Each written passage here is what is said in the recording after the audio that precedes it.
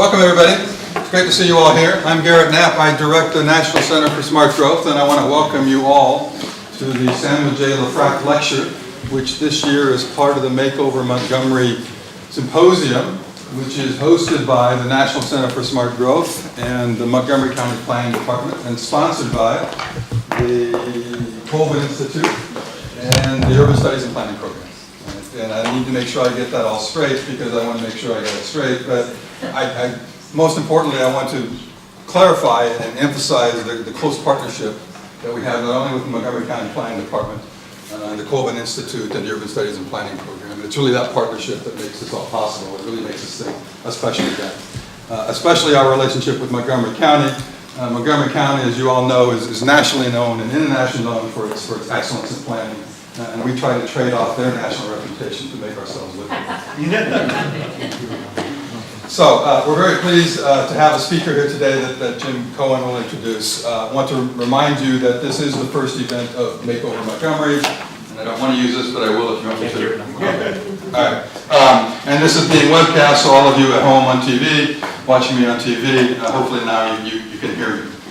So this is the first event of the Makeover Montgomery Conference, which will start tomorrow bright and early in the Silver Spring Convention Center, Civic Center.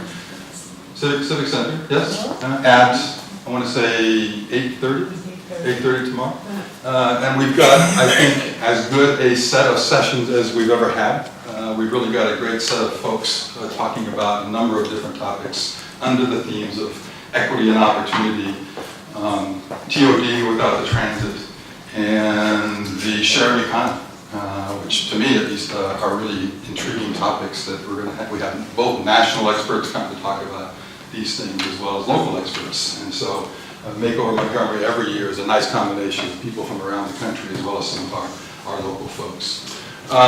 There is credit available for this for those of you who need to get continuing education. I'll go through that. You'll go through that, terrific. And we have a reception afterwards, so please stick around to talk with each other as well as our speaker. So with that, I'm going to turn it over to Carrie Chard with the Colvin Institute. Thank you.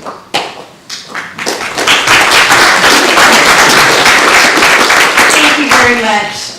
On behalf of the Colvin Institute and the University of Maryland, we are very proud to sponsor this lecture and conference. And just for some of you that may not know about the Colvin Institute supports the Master's of Real Estate Development degree here at the University of Maryland. And we think that it's a unique program in that it really takes a multidisciplinary approach to real estate education. And as we like to refer to it as the quadruple bottom line. Still considers the old-fashioned financial bottom line, but it also more broadly considers the economic viability, the environmental respect, social responsibility, and beautiful design. So thank you. I know you're going to enjoy the lecture in the next couple of days at the conference. I will be around at the reception if you have any questions about the Colvin Institute. So enjoy. Thank you.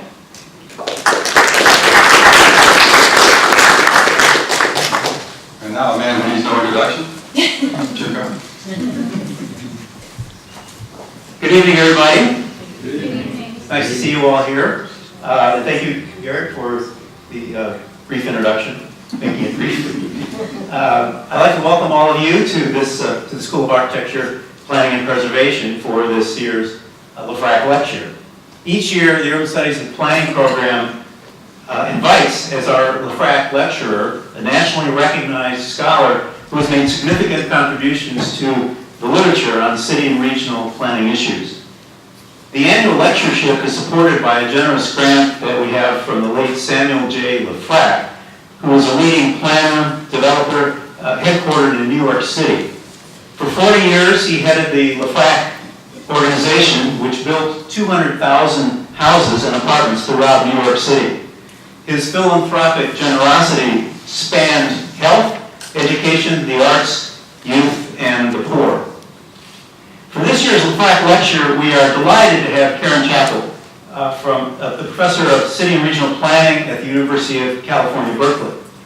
The title of her talk is Sustainability for Whom? regional planning for neighborhoods, jobs, and housing. As the effects of climate change are being experienced, more cities and regions are beginning to engage in sustainability planning to reduce greenhouse gas emissions. However, social equity is often an afterthought when these plans are implemented. Professor Chapple's 2014 book, Planning Sustainable Cities and Regions Towards More Equitable Development, examined how the work that California is doing to blend the 3 E's of sustainability, and I could ask my students what the 3 E's are, but I don't want to put them under that pressure right now. But I know, they know what I'm about to say, which is environment, economy, and equity, of course.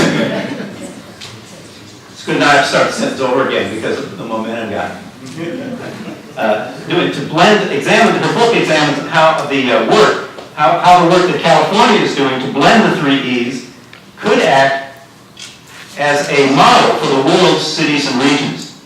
Her lecture tonight will examine how innovative practices in smart growth, industrial land preservation, and community stabilization apply to suburbs such as Montgomery County, Maryland, the focus of the Makeover Montgomery 3 conference that Garrett referred to.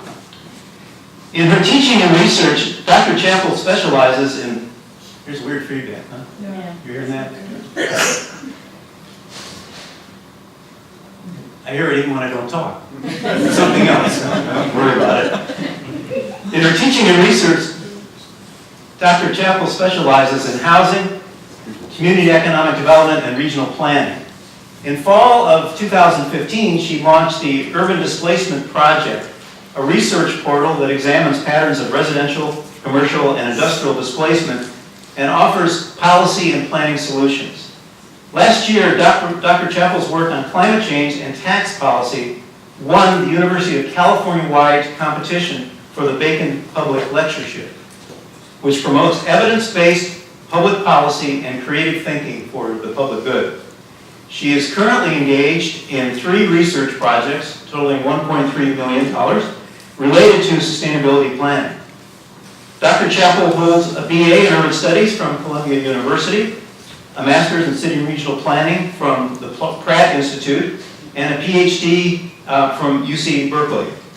Prior to academia, she spent 10 years as a practicing planner in economic development, land use, and transportation in New York and San Francisco. And following the talk by Dr. Chapple, we will open it up for questions from the audience. For those of you who are, we have some certification opportunities for 3 professions here. For those of you who are seeking AICP certification credits, there's a sign-up sheet in the back, as well as, this is 1.0 CM credits for AICP certification, recertification, 1.0 CES credits for AIA certification, and 1.0 PDH credits for ASLA certification. So don't miss the sign-up sheets in the back on this corner here. So now at this time, please join me in welcoming Dr. Karen Chapple.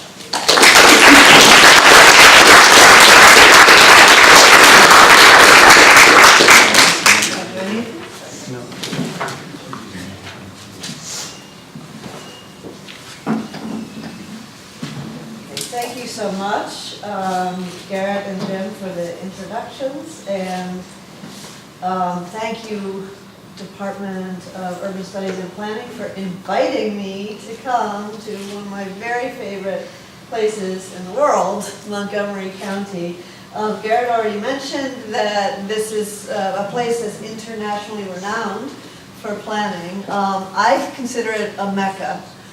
So I come here humbled by what you've achieved in Montgomery County, and I can't tell you how many times I have cited your work in inclusionary housing and Maryland for state growth management, etc. So hopefully you'll be able to keep up the good work, politics willing and the neighbors willing as well. Okay, so this talk does come from my book, and when you write a book, you have to be mad about something. And I was a little bit mad after being a planner for a few years. I see the technician has arrived. Yes, right. This is my job. I was a little bit mad about a few things that land use planners do. Keep going. Okay. Waiting for instructions. So one thing that kind of pissed me off was the way that we talk about smart growth, or the way that the idea of smart growth had become reified in practice. And part of this is from my experience in California, because I grew up in Providence, and I spent most of my young adult life in New York. And I understand and appreciate density. And I came to California, and this is what they thought was density. And 4 to 6 stories. And this is what California is trying to do when it does smart growth, is to get these things passed. And the neighbors fight it like crazy. This building was fought, and the neighbors stopped it for 8 years. Until finally it got through. It's actually one of the first urban Trader Joe's, or the Trader Joe's on the first floor, residential, above.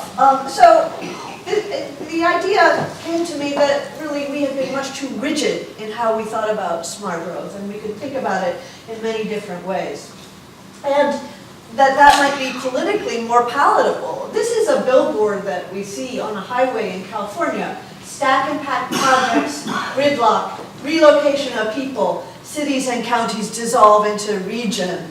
Horrors. This is the Tea Party backlash against smart growth. And maybe you have it in Maryland. I know you have it in Virginia. We saw it with the Sustainable Communities Initiative that I heard about 12 or 15 different regions that had Tea Party backlashes against sustainability. And so this is the political reality, and I think we need to think about clever ways to get around the feeling of the neighbors that they don't want any development near their backyard. So then the second thing that made me kind of want to rant was mixed use. And now this is sacred. How can I attack mixed use? And by the way, today is Jane Jacobs' birthday. And if you went on Google, you would have seen the Google with Jane Jacobs. You can go right now on your phone and click on her, and you'll get the Wikipedia entry, because this is her, I don't know, gazillionth birthday or something. And so Jane Jacobs actually helped us understand the very importance of mixed use, and she did it by talking about her neighborhood, the West Village, and the eyes on the street that happened when you had a mixture of activities and you had a 24-hour kind of neighborhood. And this is a really, really important insight. And boy, we planners have kind of blown it in implementing this vision. Because when we try in mixed uses, we do things like this.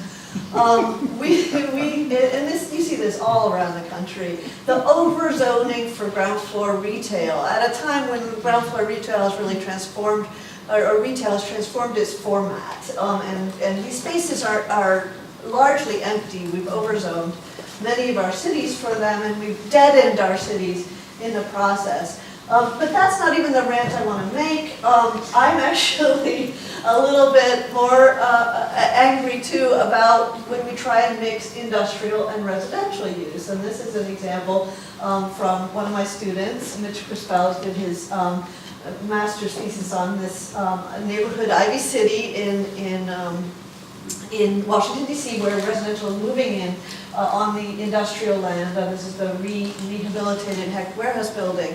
And the issue there is that actually in many of these areas, the industrial neighborhood still has good jobs, middle wage jobs. And when the residents come in, it tends to kill off the industrial jobs. And so then over time, it actually becomes single use. It can't be, it's often not kept as mixed use because the residential uses outbid the industrial. So this is another problem I think we need to fix. And the third thing that I had gotten pissed about over my career was the idea of residential choice and how we had really thought about residential choice in terms of opening up the suburbs. And now you can see this most recently in our affirmatively furthering fair housing rule, which I think in general is really excellent what HUD has put together, and I'm very proud of how they have designed this. But the fair housing, the way the program has been designed has been typically thinking about the suburbs as the place where there's opportunity, and thinking about the city as the place where there's entrenched poverty. Those are the recaps, the area in purple from this map. I would argue that our cities are not what they used to be, and our suburbs are not what they used to be. And so we no longer have this kind of clean distinction that we had in the 1950s, where cities were very challenging places and suburbs were really idyllic. It's a messier world now. And opportunity itself is different now. And so here I'm stealing some maps from Eli Knapp and the National Center here for Smart Growth. And you can see how complicated the idea is of opportunity in these maps, which they've put together. And so here you can see outside Baltimore the opportunities in the suburbs for education, but if you look at employment, the opportunity remains in the core areas. So very confusing. So which type of opportunity are we going to help people reach? And I just want to mention one little nuance here that these folks have put together is a social capital index, which I think is a great improvement on the other kinds of opportunities. So let's think about opportunity in terms of who we know in the networks we can leverage. And I think this is a really important step forward, but still we have this problem of the city-suburb duality. Okay, so enough rant. A couple definitions before I move forward, because we are in a university, so we define our terms. I use Julian Agamann's definition of sustainability, which is focusing on better quality of life into the future that is equitable, but also keeps us within the limits of our ecosystems. And then in terms of equity, I think of equity in two different ways. I think of it in terms of outcomes. So do we have services that meet basic needs of people around our county? Do we have an equal distribution of life chances? Can somebody who grows up in Langley Park access the same colleges as somebody who grows up in Bethesda? And do we have the ability to realize one's full potential? So we keep in mind, we're a very diverse country. We define our potential in very different ways. And we want to have places where people can meet their own dreams in the way that Amartya Sen has written about. So those are kind of outcomes, equitable outcomes we're looking for. And then also we can think of it in terms of process. Do we have representation? Do we have voice of community members in our planning processes? So this brings us to some ideas about what more equitable development would look like. And I can give you some examples. So services meeting basic needs. So let's make sure that we have affordable goods and services nearby. Let's make sure we have food that is available nearby. Let's make sure that we have an ability to live in places where we can afford both housing and transportation, where those are not a strain on the household budget. Let's make sure that we have accessibility to life chances, however people want to define it.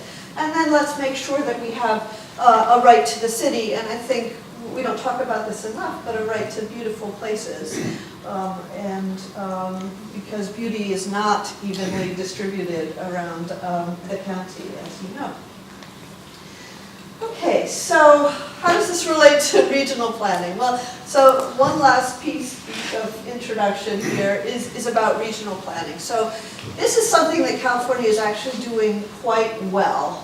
So first, we passed a series of laws that required us to kind of clean up our air and clean up our emissions. Then we passed laws like SB 375, which make up make sure that we have our land use and transportation in tune with each other. Let's not just do our transportation plans, but let's think about land use and housing at the same time, and let's design these systems in a way that will reduce greenhouse gas emissions, and let's incentivize it. And that's what this law does, and it has really forced regions throughout the state to think much more holistically about sustainable and equitable development. This is why it's important. We have very big carbon footprint per capita, and I'm sure Montgomery County looks a lot like this relative to the rest of the world. So we have a big problem in this country with consumption and our big carbon footprints. Now, we're not the only country in the world that's looking at regional planning right now. It's actually kind of a movement. And in my book, I did a scan of regional planning around the world, and I found that almost every megacity, like Bogota, was putting out a regional plan or working on it. And this goes back, it has a noble history, and I would go back to Copenhagen, although you could probably go before, but I think this was one of the most powerful regional plans because it aligned its dense development along transit corridors in the shape of a hand. And I went to Copenhagen and I sat here drinking a $15 beer and pondering this wonderful, livable place. And it occurred to me that we have something to worry about. That we really, as planners, had been focused for almost 100 years on suburbs and sprawl and car dependence. And we needed to move on to a new challenge in the 21st century, which was that our cities, which are becoming much more livable, and here I could say our counties and our suburbs in Montgomery County becoming much more livable, but at the same time they're becoming much more expensive. And this is nothing that you wouldn't have expected from, if you have your Urban Econ 101 and you looked at your von Thunen theories of how how the most expensive crops were grown near the center. We knew this would happen. What's interesting, though, is that debate is coinciding with another debate that's going on among economists, and that's about the 1%. And economists have started to notice a relationship between extreme income inequality and the concentration of land ownership. And so in this debate that's happened in the last few years with the work of Thomas Piketty about how the increase of wealth inequality while wages are decreasing, we've seen a set of authors led by Stiglitz talking about why this is happening and pointing to the role of land, the role of capital gains in land in driving this income inequality. So this is a phenomenon of our time, and it's playing out, it's imprinting on our regions and our affluent counties like Montgomery County, where you'll see this very strong relationship between growth and inequality and concentration of land ownership. And there's some very interesting empirical work coming out on this. Okay. So that brings me to back to my rant, sustainable for whom. So let's think about livability and expensive cities and inequality. Let's think about our regional planning processes, and let's think about how we can address these issues I brought up, the issue of infill development and smart growth, the issue of industrial land and job accessibility, equitable access to opportunity, and this issue of residential displacement. And this picture, by the way, this is a map of the Bay Area. This is the Plan Bay Area 2040, the region's plan to put 80% of the new growth in 5% of the land area. So truly a visionary approach to more compact, smarter growth, and truly a type of growth that will put extreme pressure on land costs in the central areas. So this is really going to bring up the issue of equity and sustainability. So what would I propose to do about it, were I queen? The first issue is how we approach infill development. And so you all may have seen, I think there's a panel on this tomorrow, in the conference, I forget which day it is, but on the missing middle. And if you go to missingmiddlehousing.org, you can see this diagram, which I stole, thank you very much, but which makes the really lovely point and clear point that we know very well how to build two building types. We're really good at building detached single-family housing. And at the other end of the spectrum, we're pretty good at building kind of mid-rise buildings. And in California, this would be the 4 to 6 story building. Here, it might be more 8 to 10. But we kind of lost the art of building in the middle. We've lost the art of building our duplexes, triplexes, fourplexes. And actually this plays out in the census data. If you look, I haven't looked at Montgomery County in this regard, but I've certainly looked at the Bay Area, and we're just not building. It's like we've forgotten how to build in the middle. And part of it is again, land costs and financing and what will pencil out. But still, it's a great loss, because we're a very, very diverse country again. And so we have diverse household types, and we don't all quite fit into an apartment or a single-family home. So what are we going to do about this middle? So I proposed in my book and some other work I've done that we really need to beef up our ability to build backyard cottages or accessory dwelling units. And this is the one that I built in my own backyard. And it came out of a student project. Some engineering students came to me and said, we want to do a net zero energy efficient cottage. And I said, oh, design it for my backyard. So there a new phase in my life started. And what was interesting, though, was starting to analyze this and what their impact could be potentially on infill development. So we did a comparison, this is the city of Berkeley, we did a comparison of conventional infill development, that's the purple on the maps, those are underutilized or vacant sites in Berkeley where you could build apartment buildings of some kind versus where you could build backyard cottages if you liberalize the regulations. So we actually found that you could build more backyard cottages than conventional infill, because we're basically built out in this town, and as we are in many places in Montgomery County, we can't look. We're not going to be able to do large scale infill. We have to look to smaller scale infill. So we did this calculation, and it sort of suggests that maybe not half, but some significant share of infill development should come from our own backyards. And how do we do this? Well, we proposed a set of zoning regulation reforms that would address parking requirements, that would address setback requirements, that would address minimum lot size.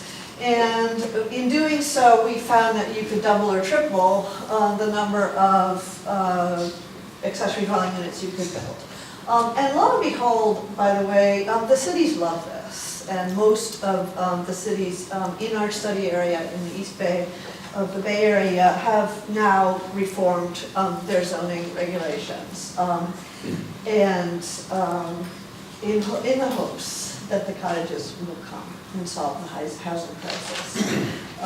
Well, will they solve the housing crisis? Another piece of this is affordability, and so we set out to look at the issue of affordability through mining Craigslist data, and we compared prices of backyard cottages or other types of secondary units, because they can be attached, to conventional rental apartments. We looked at 3 types of neighborhoods: low income, middle income, and high income neighborhoods. Across all of these neighborhoods, the secondary units were cheaper than the conventional rental apartments. And part of this is because of construction costs, because it's $100,000 or $150,000 to build a backyard cottage, whereas at least in Northern California, it's $500,000 to build a unit in a multifamily building. So these can be offered for significantly cheaper, so they're affordable as well.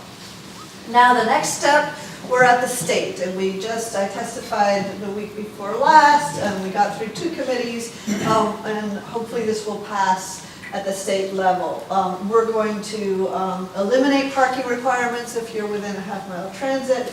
We're going to suggest sprinkler requirements that are the same as the existing unit. Instead of, right now, many cities impose an onerous system of sprinkler requirements and fees as if it were a whole single-family home. But we argue it's an accessory unit and shouldn't be subject to these types of fees. And streamline permitting, where you could just get your building permit and you're good to go. And we got a coalition to support this. We have Facebook, we have Google, we have the Building Industry Association, we have NRDC, we have the Sierra Club, we have all the affordable housing organizations, and most importantly, we've got the AARP on board, because they see this as a chronic need for a state where we're becoming more diverse and we're aging. The aging baby boomers need some different type of building stock. So you guys should do this too. I would love to see Maryland liberalize its laws and Montgomery County, and I know you have. I know you have started, and so you did a few years ago, made it a bit easier. You don't have to have a public hearing to do this. I kind of wonder about this regulation, which I think is still in the books, that we would need to have 300 to 500 feet distance between ADUs, depending on what zone you live in. So I think you'll need to kind of liberalize a little bit more if you're going to kind of unleash a wave of construction of this kind. Okay, so that's my smart growth rant. Let's move on quickly to industrial land and the usefulness and productivity of industrial land. And this is something that's very dear to my heart, and one of my favorite Maryland professors, Marie Howland, has also written a lot on this. And so these are not very sexy uses. And in fact, I think this picture's from Rockville, and I think the neighbors really fought that particular school bus parking lot. So there are a set of uses that are often supporting local businesses or local households, whether it's auto repair, whether it's printers, whether it's wholesale businesses, whether it's storage and warehouse, things that actually still need to be pretty close into the core because they are connected closely to a web of businesses and households. And unfortunately, these types of uses are under pressure, again, from rising land costs and the pressure to build housing. In California, in San Francisco, this type of land, we call it low-hanging fruit for developers. It's the place you can build without having the neighbors scream. So our developers love to go and put up an apartment building in the middle of an industrial area, and it makes it really, really hard to run the business next door to luxury lofts. As a result, we're seeing gradually the loss of industrial land in our core cities, and some of it makes sense. I mean, I don't think there's any real need to have significant industrial land in the financial district of San Francisco. But much of it is our ancillary uses. For instance, there is a warehouse that is near downtown San Francisco which stores the props for the opera. And if a tree breaks during the opera, they can send a truck out and get a new tree in 5 minutes. Things you wouldn't really think about, but these things are all around us, is invisible industrial land. So how do you make the case that this is the highest and best use? Wind planners, for decades have said it's the lowest of all possible uses. So I made an argument by linking job data to parcel-based data on zoning, and I showed that you actually had more job creation, more business expansion on industrial land in this area. And why was it? Well, we went and talked to businesses and tried to find out why they were able to add jobs. And it turned out that, well, part of it was just having cheap space, but it was also something that I would call messy space, the availability of messy space, that they could take this parking area and put a trailer down and put new employees in it if they needed that. Or they could use storage, turn it into storage space if they needed that. And that kind of flexibility is not something you see in our modern day innovation districts. And so there's a role for this kind of messy space in the core of our cities to allow this kind of innovation that's going on in these types of industrial areas. So San Francisco, as a result of work it did about a decade ago, passed some protective zoning for its industrial land. And here we are back in Montgomery County, so one of the things I love to do is go around and read industrial land supply studies. It's sort of a hobby, and I found one for Montgomery County and was really interested in this map, which showed industrial land use in 1993, and then in 2012, this was 93 and this was 2012. So there's been a lot of conversion, particularly in what I guess you call the down county area. And this is actually, it sounds like it's appropriate for Montgomery County to lose some of its industrial land because you're going through an economic restructuring here. So you have a different kind of economy. You've been losing your manufacturing for many, many years. So you probably do need to reduce the amount of industrial land use in the county. However, it's a question of where you reduce it. And you want to watch out that you don't lose all your core industrial land in the down county area, or you're going to have serious issues, again, with accessibility and opportunity to these jobs, which actually do pay higher wages than retail and other service sectors. And so, who knows what will come? This is actually a makerspace in Silver Spring, Catalina, pretty cool. Warehouses actually are still coming. They're not as attractive, very low employment density. And you'll definitely have ongoing demand for household serving uses like auto repair shops.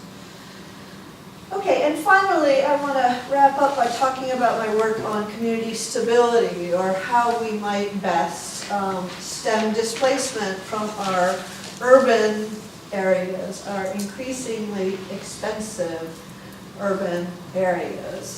So this work comes out of work I've done on the relationship between transit and gentrification. And so about 7 years ago, I did this study for our regional metropolitan planning organization on where the transit was in the region and how that related to gentrification.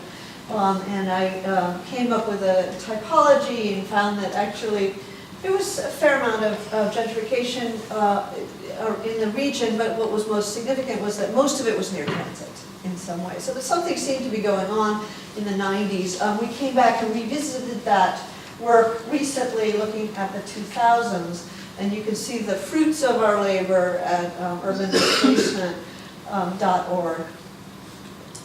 And so what we did here in this work was we created a typology of gentrification and displacement. And we do this a little bit differently from other folks in a couple ways. First of all, we differentiate between low-income areas and high-income areas, because interestingly, displacement's going on in both. we're seeing gentrification occurring and higher rents and people being forced out of poor areas. At the same time, we're seeing increasing income segregation and exclusion from affluent areas. So we began tracking the displacement that was occurring from the more affluent areas as people just can't move in. And so this is what we found for the Bay Area, basically a significant number of neighborhoods at risk of gentrification displacement, about half of the displacements happening in moderate and high income neighborhoods rather than low income, and transit, again, was very important. So I mentioned that we separated gentrification and displacement in our analysis. We thought about gentrification as being neighborhood change that's driven by an influx of new residents and new capital. That may or may not result in displacement. And then we thought simply about displacement as when a household moves. So when you're forced to move, either because there's disinvestment going on or reinvestment. And we see both forms of displacement occurring. And so when we started to look at displacement, we started to see a different picture. And so this is a map of the change in low-income households. So the higher orange and red tones are where we're actually losing low-income households in these neighborhoods. And as you can see, this is not just a story of the core city. This is a story of suburbs as well, where over time, perhaps older low-income families are dying out, and the new low-income families are not able to move in. There's a process of exclusion going on. Another way we looked at displacement was in what we call the loss of naturally occurring affordable housing. So this is the housing that used to trickle down. This was the biggest source of affordable housing historically, is the filtering process. So a high quality, high cost unit over time becomes older, loses some of its quality, becomes cheaper, it filters down. In many areas, and those are the areas in red and orange here, that filter down process is not working. We're actually losing that housing. It's filtering up instead. So we're gradually, over time, losing our affordability in the region. So what does that mean here? A very different kind of region. So here I've stolen some maps from Nick Finio, who's a PhD student here. Thank you, Nick. And so you can see here, he's looked here at gentrification and mapping in red, where there's gentrification risk, and he finds some areas which are already gentrified and many that are at risk in Montgomery County. We added to this our analysis of displacement. So what we're interested in is where are the areas where low-income people are moving in, those are in blue, and where are the areas where you're actually losing low-income households, and those are in red. And you see sort of a checkerboard pattern here, but many of, well, certainly a lot of the down county areas that you would expect to be red, having a lot of displacement are. And then the low-income households seem to be actually moving further out in the region. A similar picture happens here looking at naturally occurring affordable housing, where we see a loss of affordable housing that's in red. In the down county, actually all up county too, I guess, in Gaithersburg area, some loss of naturally occurring affordable housing. Well, the gain is again away from transit, away from infrastructure in the outer areas. Okay, so we wrapped up our work by providing a policy inventory. Ultimately, you don't want to just know, and we found this out by talking to politicians. They were like, thanks for telling us how much displacement's going on, now what? So we came up with this policy inventory, and we told them what they had, and then we told them what policies their neighbors had, so that they could get some new ideas about policies that they should enact. And we're moving this on into the next generation of data tools, what we're looking to do is create more predictive tools where we can look not just at displacement, but maybe also at greenhouse gas emissions. Maybe we can look at carbon footprint, vehicle miles traveled, and give people a sense of what are the trade-offs that are occurring with a particular development. Ultimately, we should be able to have much smarter cities and suburbs if we can begin to start thinking about neighborhood change, beyond our conventional data sources, but with a lot more of the crowdsourced data and the other types of wonderful data that are available to us now.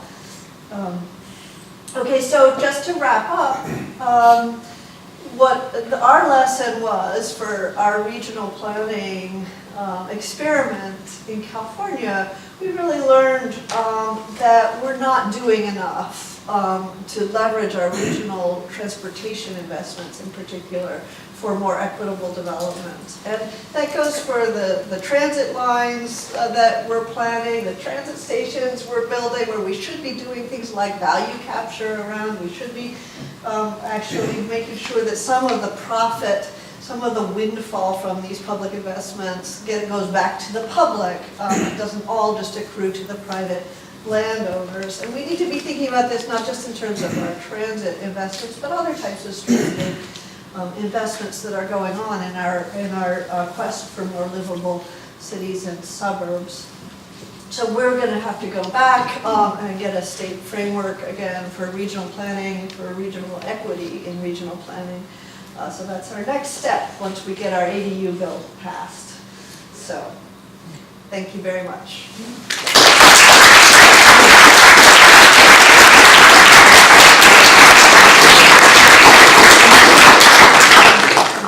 Thank you very much, Karen, and we have time for questions. Jason, the best way would be to have people ask the question and then have Karen repeat it, or will they use the microphone that can be heard on the tape? It should be fine. There might be Okay. all up here, so. Okay, so, question? I'm from the Bay Area, so I asked a question about that. Have they thought about, number one, at the North Berkeley BART station, erecting Carlos housing above the station? It doesn't require parking in the surrounding neighborhood, that's number one. I know there's maybe maniacs over there. But number two, has there been an issue about discussing with the Pentagon whether they still need the Parks Reserve Force training area in Dublin, next to the BART station there, or that can be relocated to a lower cost area so they can redevelop that site? I'm not sure about that specific site in Dublin, but in general, yes, we've relocated. A lot of the military installations are being redeveloped. It's a slow process. Oh my gosh, 20, 30 years, and we're still waiting. So as far as transit-oriented development goes, I just wish we could pick up the whole state of California and bring them to Montgomery County so they can learn what good transit-oriented development looks like. Because what's going on in Silver Spring, for instance, is nowhere to be seen in California, and that's for many, many different cultural reasons and so forth. So that change to having real transit-oriented development around the rapid transit, that's probably a few decades and generations off, unfortunately. Yeah. You mentioned at the beginning about the loss of the middle densities, and then you mentioned later the lack of affordable housing. And there's been a lot of studies out that say that it's virtually impossible to build a new market rate unit for someone making under $32,000 a year. And one of the ways as planners that we kind of get, at least in Montgomery County, is affordable housing is through density. So I guess I'm trying to figure out as a way to get that middle density while also getting the affordable housing, but not getting them, the additional density. Is there a way that you kind of see that using the middle density, but also getting the affordable housing, or is there strategies there? Well, so it's expensive once you get to a certain height, 8 stories or so. Because of the steel frame, it becomes significantly more expensive. So the idea is that if you can to build more of these middle density type structures, they should be naturally more affordable. Now, the problem is, though, you're not building as many units, so if you have a good inclusionary law, like in Montgomery County, you're not going to get as big as bang for your buck. But still, we need to do it all different kinds of ways. Casey? Picking up on this missing middle idea, Yeah. I think that's a really kind of interesting wrinkle. It's a really a challenge for housing policy, both in terms of the types, but also in terms of the affordability. Because we have subsidies to help the low end, and places that are expensive are going to, kind of change the land to capital ratio and build denser to kind of, reduce costs on the other end. So what happens is in the middle, you don't have anything. So in our study of TOD, we found that if you can have policies like targeted inclusionary zoning, that helps the low end, that helps to have some more affordable housing, but then the middle price range also disappears. And so you have this kind of hollowing out of the middle. That's right. It just seems that kind of the way we structure housing policy is very difficult to even get at that, because it's a segment that's not subsidized. It's naturally occurring, affordable at some level.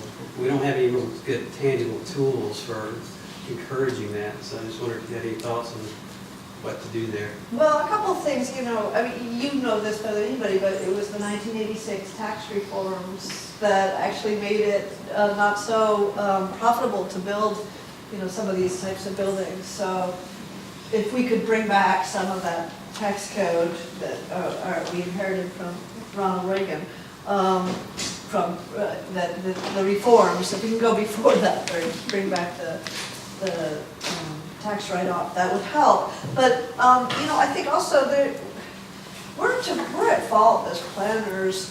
We make it so hard to build on these smaller lots. I mean, we make it hard to build everywhere. We love our code.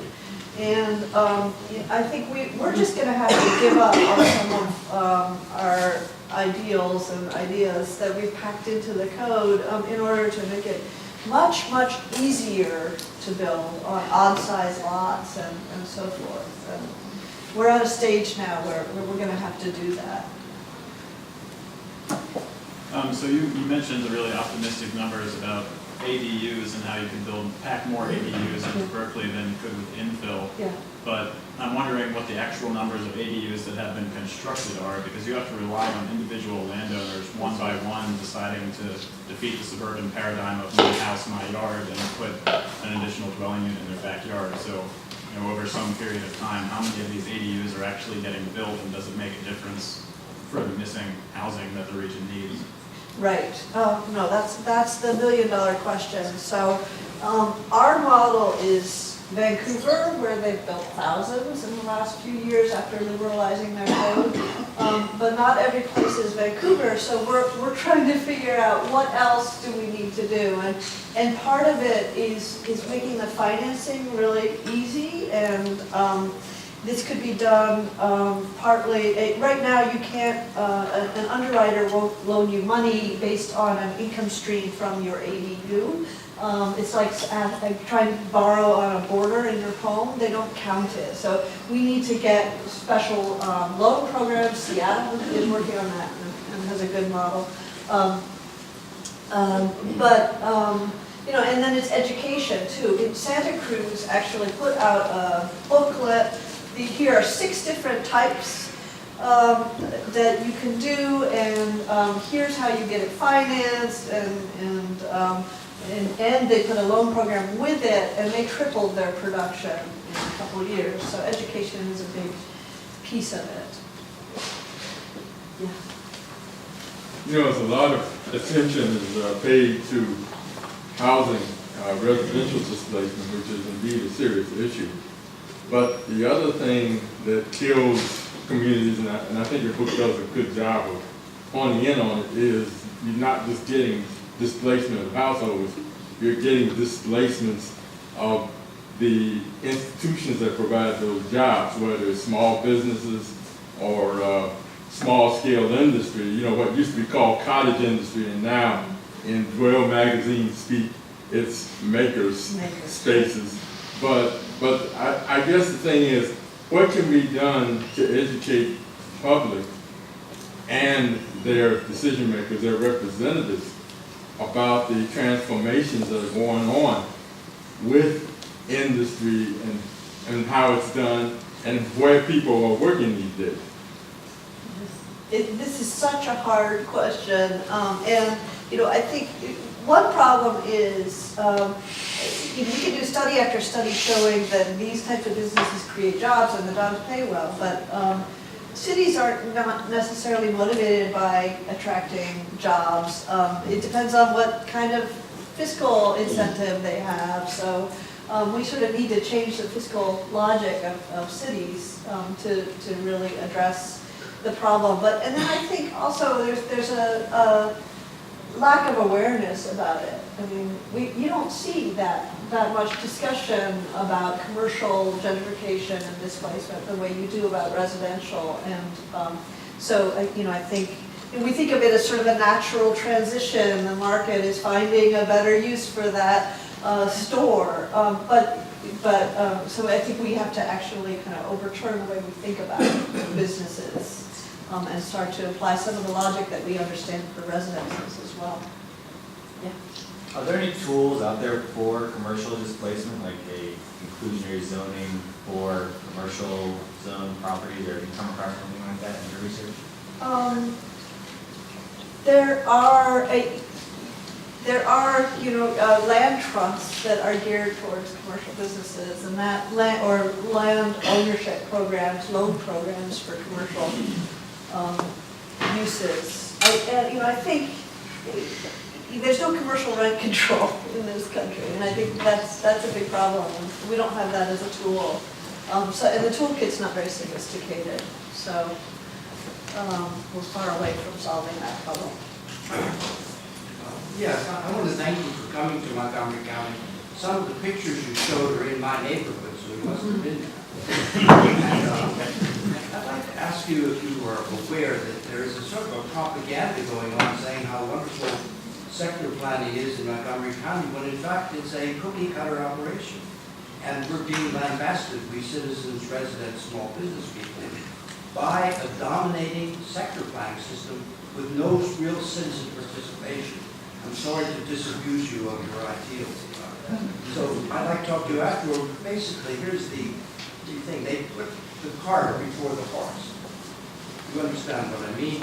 Instead of transit-oriented development, TOD, which sounds very spiffy, they do redevelopment-oriented transit, which is an abomination. And that's what's going on in Montgomery County. I'm sorry to say. Okay, we'll talk. Yes. One of the problems that we see in Montgomery County is there exactly what you said that's happening in other places of getting rid of the industrial and other types of jobs. By proposing this whole bus rapid transit on Maryland 355, you're basically trying to get rid of most of the better paying jobs along there, displacing most of the businesses along the thing. And basically what they're doing is exactly what they did in San Francisco. How do we get rid of the people's jobs, so therefore the people only want to live in Montgomery County?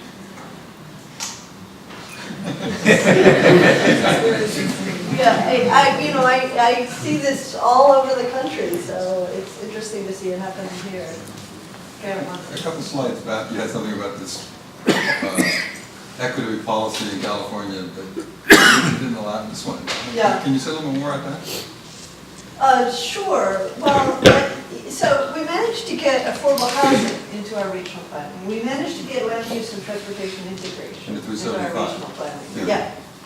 But we didn't actually talk about what type of displacement might occur as we're trying to do more sustainable and transit-oriented places. And so I think we're going to have to, that displacement piece, and I think this is actually something that the legislature should address, will likely address in the next year or two. And we're starting to address it by providing more funding for affordable housing near transit. But to understand the potential displacement impacts and then the resulting VMT impacts of that displacement. And I think ultimately we'll be rejiggering this law to help people stay in place more than we have. So there's no specific proposal now on the There is table, not a proposal yet, but you're working on it. but we'll work on it, we'll get there. Yeah, in back. At least in Montgomery County, I think the reason why there's some issues with TOD and industrial is because, the industrial buildings were for the most part near these urban, center areas. And so what's happening is that, those are the areas that want to turn into these transit-oriented developments, and then you're kind of stuck with, well, what do we do with the industrial areas? And, out beyond that is the single-family homes, and so where do you put the industrial residences, or are there specific ways to integrate those better that maybe aren't being looked at? Yeah, so this is another million-dollar question, and we're working on this. In the Bay Area, we had these designated priority development areas where you would have a lot more residential density near transit. Now we're thinking about where should we have our priority industrial areas? And then how do we think about the trade-offs between residential and industrial? Because truth is, industrial tends not to be transit-oriented. Many of the workers in these types of businesses need to have cars that they go out to do other things, really like contractors, for instance. So we need to have a set of mechanisms for deciding how are we going to choose residential and how industrial. And privileging the uses that will rely more on transit. Are there any studies that show how they can work together? Or any There's interesting, there's some interesting experimentation going on with kind of, what's it called? With a form-based zoning. In the city of Fremont, which around the Warm Springs BART station, which should by all means be a transit-oriented area. What they're trying to do in their zoning is create minimum employment densities. They have industrial uses there, but they have to be dense industrial uses so that they'll use that BART. And that's actually where the Tesla is manufacturing. They think they're going to get a lot of Tesla workers into the transit. So we'll see if it works. Okay, we'll take one more question. And Nika, I saw you had a hand up earlier. Is that you okay? If not, first one. Oh, good. I enjoyed your tiny house, and I was thinking about equity, and it seems to me that the most important thing is you figure out a way for the occupant to own the unit. But with runaway land values, you kind of get into trouble with that. And when you were talking about zoning and setbacks, it sounds like you own it, and it's a part of your property. That it's a touchy subject, but what about ground rent and making mobile options? And then what about your industrial land? It's a lot more efficient to fix something like a tiny house in a building that's designed to fix tiny houses than to go out and repair them on site. You could get economies of scale. Right. So briefly on that, many affordable housers don't see accessory dwelling units as an affordable option because if the homeowner lives on site, I think you have the same law here, the homeowner has to be in one of the buildings and then chooses the tenant and may not necessarily want to rent to a stranger, may rent to friends and family instead. So one solution that has been proposed for this is to develop, is to split lots. And so they're actually, I believe, innovating with some of this in Portland, Oregon, where they're trying to allow for owners that want to build an accessory dwelling unit to split the lot and then sell it. And then, so smaller lots should be more affordable by definition, and then allows another home ownership opportunity for a young family. So there are ways that we can probably work this out if we're creative.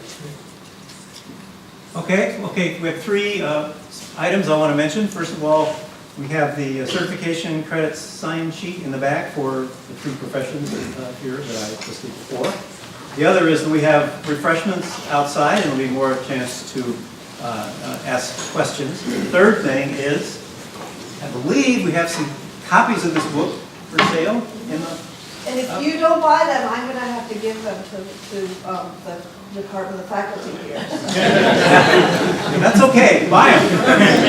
We can buy without But I'm paying. not bringing them back to California. Thank you. And the last thing is, I'd like you all to join me in giving a huge hand